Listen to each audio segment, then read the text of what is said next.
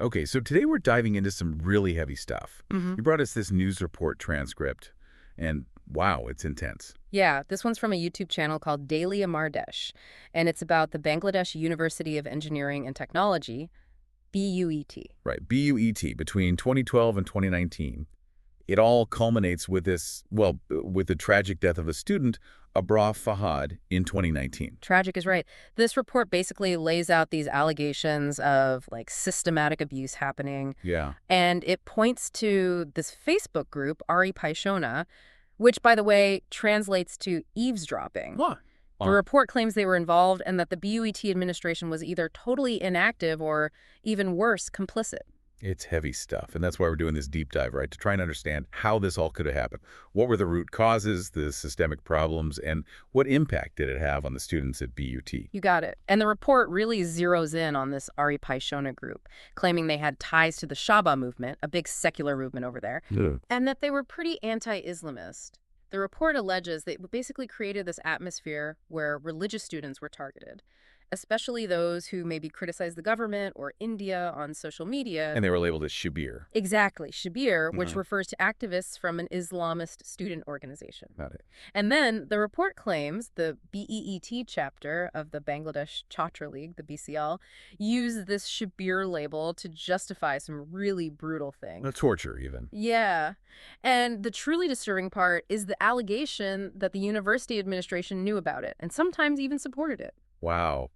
So you brought this to us because you're trying to understand how things could get so bad. Yeah. What were the underlying issues? How could something like this even happen? Exactly. And that's what we're going to do in this deep dive. We're going to look at the claims made in this report, the timeline, who is involved, and the devastating impact this allegedly had on students at BUET.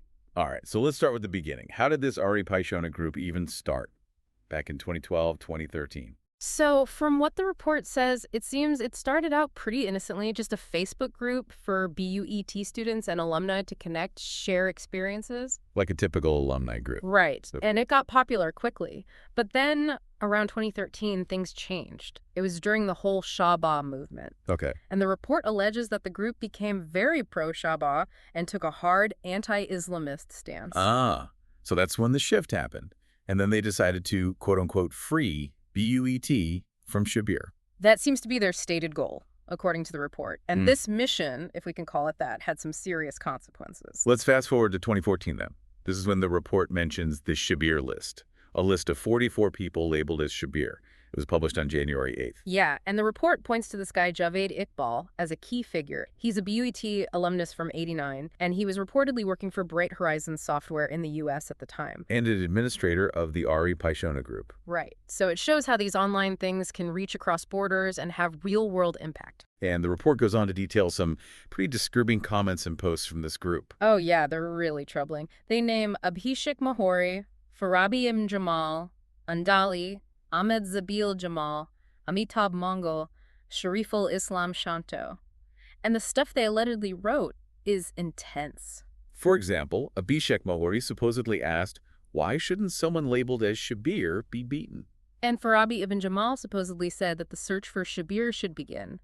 These are strong statements, and in an online group like that, they can really fuel a fire.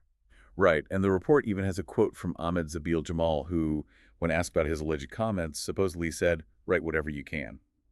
That's dismissive, for sure. It doesn't exactly inspire confidence in the accuracy or the intent behind those posts. It does seem like a way to deflect, at least from the report's perspective. Yeah, exactly. And there are more examples. Ahmed Mongol supposedly wrote that if beating is justified in the name of a Hindu deity, then it's okay for the majority to assault others. It's a disturbing comparison to make. Right, bringing religion into it like that. And then Shariful Islam Shanto allegedly equated those celebrating the murder of a writer critical of Islam with Jamatis. So essentially broadening the definition of who's an extremist. Exactly. It's creating this very dangerous us versus them narrative. So you can see how this online rhetoric, according to the report, really started to poison the environment at BUET. Absolutely. And then the report goes on to detail the BUET administration's role or lack thereof, which is really troubling. Yeah, because the victims claim that the administration was well aware of what the BCL was doing. But they didn't do anything to stop it. Worse, they allegedly encouraged it sometimes. It's a serious accusation suggesting a complete disregard for student safety. And the report has testimonies from students and even teachers. They point to 3 former vice-chancellors, 3 directors of student welfare, various provosts. It's a lot of high-ranking people. If true, it suggests a systemic problem, not just a few bad apples, but a culture of turning a blind eye. Okay, so we've got this toxic online environment, an administration that's allegedly not doing anything, and then the violence escalates. Yeah, the report even talks about these so-called torture cells being set up in the dorms. It's chilling. It is. The report claims they use the Shabir list and the hate speech from online to justify a crackdown on campus. And these torture cells, as they call them, were where the abuse happened. And the descriptions of the torture are just awful. Beatings with rods, pipes, hammers. Cigarette burns, they even mention. And in some cases, they would allegedly leave victims half dead, label them as militants, and hand them over to the police with made-up charges. It's horrifying. Absolutely horrifying. And the report goes into some specific cases to highlight this, like the case of Professor Jahangir Alam from 2015. He was in the civil engineering department. And he was assaulted for criticizing the Awami League in a comment in the Aripata group. Exactly. It was regarding the war crime trials. And then, get this, the Aripata admins allegedly started inciting more violence against him. Saying things like, he shouldn't be spared because he's a Jamaat activist. Exactly. And after the attack, they banned him from the group. Wow, so he's isolated and punished further. And then it gets worse. According to the report, the Shahbagh supporters, the administration, the BCL, they all pressured him. Leading to his suspension and charges of sedition and violating the Digital Security Act. That's right. And Professor Jahangir himself claims in the report that he was forced to leave his job because of pressure from Professor Dr. Abdul Jabbar Khan, the vice-chancellor at the time. It's worth mentioning that Professor Khan didn't comment on the allegations, according to the report. Right. The report also mentions a post by Chandranath demanding severe punishment for Professor Jahangir, going beyond just him losing his job. But it's not all bad news. The report does say that 2 former Aripata admins, Rajiv Hassan and Nasrul Islam Sohan, have apologized for their actions. Rajiv Hassan especially expressed remorse for his posts and asked Professor Jahangir for forgiveness. But, apologies can't undo everything that happened. The report then moves on to another incident, the alleged torture of Al-Arafat Hussein in 2018. And Professor Dr. Monaruzzaman, his teacher, tried to help him. Yeah, he recounts trying to intervene, talking to the director of student welfare, Professor Dr. Satya Prasad Majumdar, but getting nowhere. And the report claims that Professor Majumdar basically misled faculty members and even helped the BCL take Al-Arafat. It's a serious allegation. So then, despite the faculty trying to help, the BCL took Al-Arafat and beat him brutally behind the gym. And Professor Dr. Monaruzzaman says he even went to the vice-chancellor, Professor Saiful Islam, but he was allegedly told there was nothing he could do. It's just failure after failure to protect this student. It is. Al-Arafat was eventually rescued by the police and hospitalized. He filed a case naming the BCL activists and Professor Majumdar. And he believes that Majumdar was directly involved in his torture. Yeah. The report goes on to detail other incidents, too, like Tanjalur Rahman in 2014, tortured based on suspicion of being Shabir. And again, the director of student welfare at the time, Professor Dr. Delaware Hossain, allegedly didn't do anything. Then there's Solomon Khan in 2016, tortured for being religious, and Professor Hossain allegedly told him to basically just endure the abuse. Live like a fish in water and not fight the crocodile. Right, what kind of advice is that? And then there's Syed Ziauddin, publicly beaten, again with no response from Professor Hossain. And Amal Haq says the same thing, no help from Hossain. And when Daily Amar Desh tried to contact Professor Hossain, the report says he just got angry and hung up. Not exactly a good look. It's not. These accounts are really consistent. They point to a disturbing pattern of inaction and a failure to protect students. And then, of course, we have the murder of Abrar Fahad in 2019. Brutally tortured and killed by BCL activists, labeled as Shabir. And the report alleges a cover-up. Yeah, that the administration, specifically Vice-Chancellor Professor Saiful Islam and Director of Student Welfare Dr. Mizanur Rahman, tried to cover it up.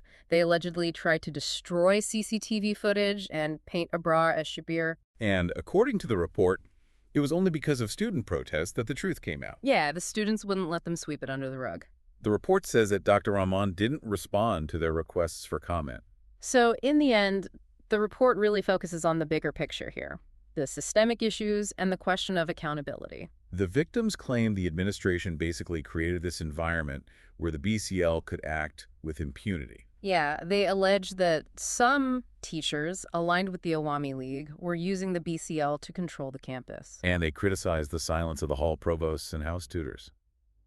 They were supposed to be looking after these students. Abrar's brother, Fayez Abrar, directly blames the administration. He says they're responsible for Abrar's death and for the years of abuse that led up to it. And there's Iqbal Mahmoud, who we talked about earlier. He says he was actually blamed by the administration when he reported being abused. And Amal Haq goes even further back, saying this all started under Vice-Chancellor Professor Nazrul Islam, who was in charge from 2010 to 2014. He claims that Professor Islam used the BCL as his muscle. The report says Professor Islam didn't respond to them either. So you have all these people who were allegedly listed by Aripata, and they're frustrated. 25 people were sentenced for Ibrahim's murder, but the people who created the environment, they haven't been touched. And that's what they're demanding, accountability. Right. And the appeal process for Ibrahim's murder case is still ongoing. It's a lot to take in. This report from Daily Amar Desh is really disturbing.